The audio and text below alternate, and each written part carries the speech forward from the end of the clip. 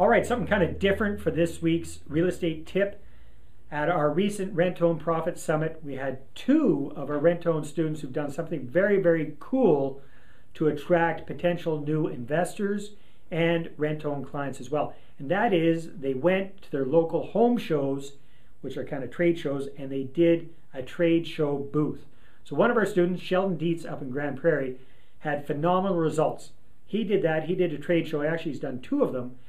And he really focused on just finding good potential investors. So at the end of the 2 or 3 day trade show the first time, he ended up with 14 or 16 leads.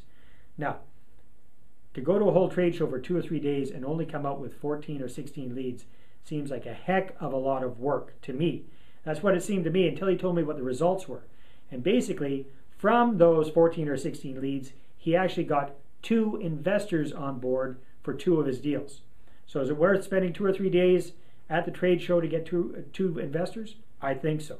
And then the second time around, he knew what he was doing better, and he actually got 20 leads, but that actually turned into 4 new investors for him. So that is a huge, huge value. So again, in his case, he wasn't trying to get as many names and have a big draw or anything like that. He was just trying to get good, quality, qualified leads.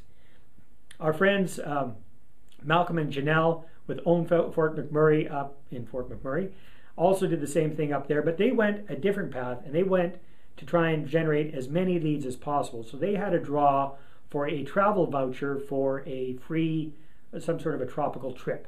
So they got a lot of interest. So the way they qualified it is they had an interest sheet which checked off, the person had to check off if they're a homeowner or a renter.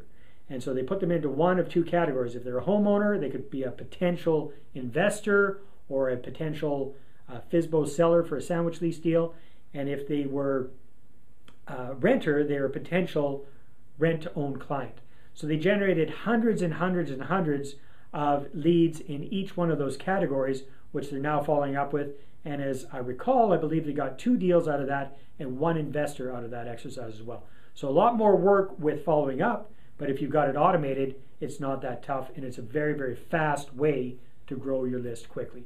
So the way Sheldon did it, just getting a very focused, small number of people, or the way Malcolm and Janelle and Samantha did it, getting a whole bunch of people, either way is good, depends on what you want to do, but it's something that you can try. That is your real estate tip for this week.